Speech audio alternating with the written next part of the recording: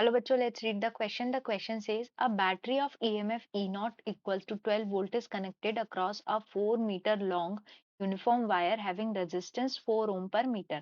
The cells of the small EMF E1 equals to 2 volt and E2 is equals to 4 volt having internal resistance 2 ohm and 6 ohm respectively are connected as shown in the figure. If the galvanometer show no deflection at point N, the distance of point N from point A is। तो देखिए यहाँ पर हमारे पास एक potentiometer circuit है जिसमें हमारे को ई नॉट की वैल्यू दी हुई है 12 वोल्ट और हमारे को एक वायर जो है ए बी वायर इसकी लेंथ दी हुई है 4 मीटर और इसका वायर रेजिस्टेंस हमको दिया हुआ है 4 ओम पर मीटर। ठीक है, दो हमारे पास सेल है E1 और E2, उनके इंटरनल रेजिस्टेंस है R1 और R2 और ये गैल्वेनोमीटर से कनेक्टेड है। गैल्वेनोमीटर पॉइंट N पे हमको क्या दे रहा है, नल डिफ्लेक्शन दे रहा है। ठीक है, तो हमें बताना है कि हमारा 1 से लेके N तक का जो ये डिस्टेंस है, suppose let this distance is L, ये डिस्टेंस हमारा कितना होगा। तो यहाँ पर अगर हम की कॉन्सेप्ट देखें, हमारा की कॉन्सेप्ट क्या होगा, इन पोटेंशियोमीटर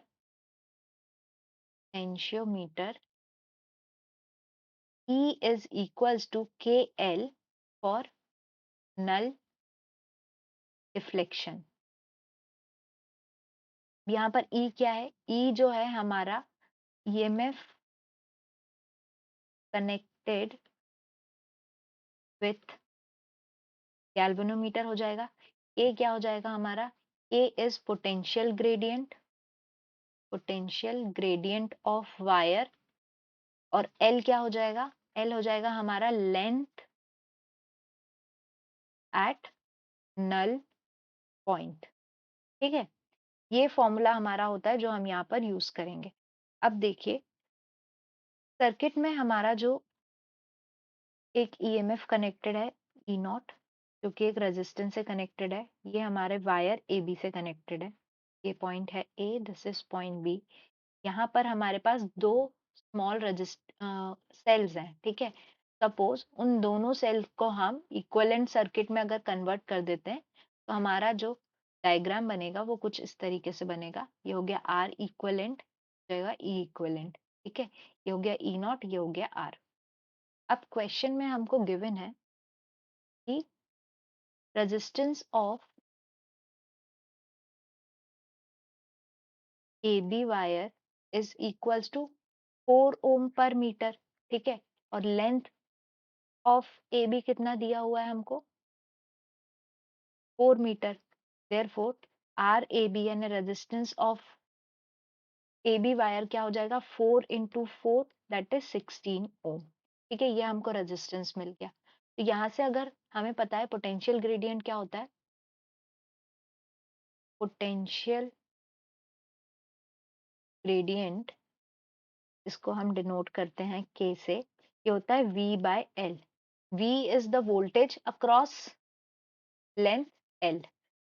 ठीक है, अब यहाँ पर देखिए अगर हम फर्स्ट लूप में सपोज I करंट फ्लो कर रहा है। ठीक है, let the current in loop 1, हमारा लूप 1 है। ठीक है, बी आई। तो यहाँ से इक्वेशन क्या हो जाएगी हमारी, ई नॉट इज इक्वल्स टू, ये जो रेजिस्टेंस है वायर का, ये रेजिस्टेंस हमने कितना कैलकुलेट किया अभी था, resistance of A B plus resistance R. इस आर की वैल्यू हमको क्वेश्चन में गिवन है कितना, 8 ओम्स। ठीक है, ये हो गया हमारा 8 ओम और ये वायर का रेजिस्टेंस अभी हमने कैलकुलेट किया, दिस इज टाइम्स आई। ठीक है, तो यहाँ से हमको आई की वैल्यू क्या मिल जाएगी, I is equals to E naught कितना है हमारा 12 वोल्ट डिवाइडेड बाय 16 प्लस 8, इसकी वैल्यू कितनी हो जाएगी हमारी 12 बाय 24 यानी 0.5 एम्पियर। ठीक है, ये हमारा करंट है।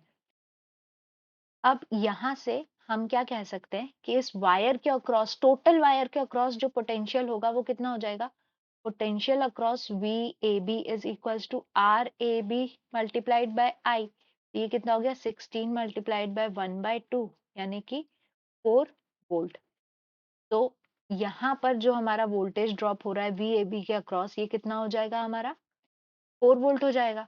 तो यहाँ से हम लिख सकते हैं कि E नॉट माइनस, और यहाँ पर आप एक करेक्शन देख लीजिए, हम यहाँ पर जो VAB ले रहे हैं, VAB हमारा कितना आएगा, VAB is equals to RAB multiplied by 1/2, है ना, RAB multiplied by I। RAB हमारा 16 था और ये था हमारा 0.5, तो ये हो जाएगा 8 वोल्ट। ठीक है, हमको VAB का पोटेंशियल कितना मिल गया, 8 वोल्ट्स मिल गया। तो पोटेंशियल ग्रेडियंट क्या आ जाएगा यहाँ से, potential gradient of wire AB is equals to VAB divided by length of wire. तो VAB 8 है, लेंथ कितनी है हमारी 4 मीटर, तो यहाँ से ये आ जाएगा 2 वोल्ट पर मीटर। ये आ गया हमारा पोटेंशियल ग्रेडियंट। ठीक है, अब जो हमारे जो नीचे दो सेल्स हैं, इनका जो ये इक्वलेंट ईएमएफ है और आर इक्वलेंट है, इसको अब हम कैलकुलेट करेंगे। तो इक्वलेंट ईएमएफ क्या हो जाएगा, E equivalent, this is equals to, दोनों वो हमारे पैरेलल कॉम्बिनेशन में, तो ये हो जाएगा E1/R1 minus E2/R2 divided by 1/R1 plus 1/R2। ठीक है, अगर इसमें हम लूप सर्किट लगाते हैं, सपोज कोई करंट हमारा ऐसे फ्लो कर रहा है, दोनों ऑपोजिंग पोलैरिटी में है, ठीक है, इसलिए हमने यहाँ पर क्या किया है, यहाँ पे माइनस साइन लगाया है। तो अब इसको अगर हम सॉल्व करते हैं, वैल्यूज हमारे पास हैं, तो ये क्या हो जाएगा हमारा 1 divided by 2/3, 1 minus 2/3 divided by 1/2 plus 1/6। ठीक है, इसको पूरे को अगर हम सॉल्व करेंगे तो ये ऊपर हो जाएगा 1/3 डिवाइडेड बाय 4/6 और 0.5 वोल्ट।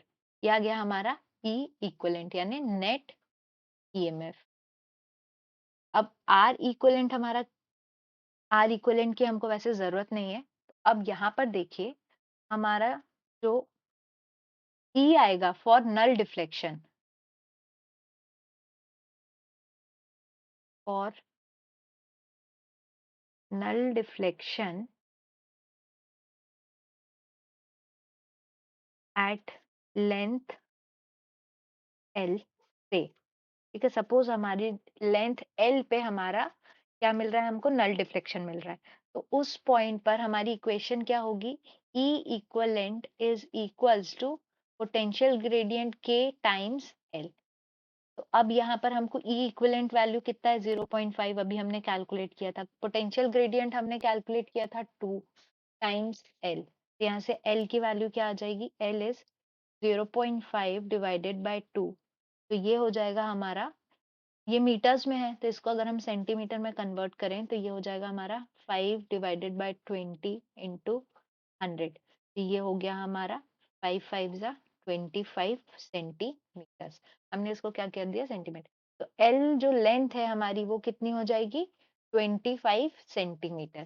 ठीक है, तो हमारा जो डिस्टेंस है वो कितना हो गया, ऑप्शन चेक करते हैं, तो करेक्ट ऑप्शन हो जाएगा हमारा ऑप्शन सी।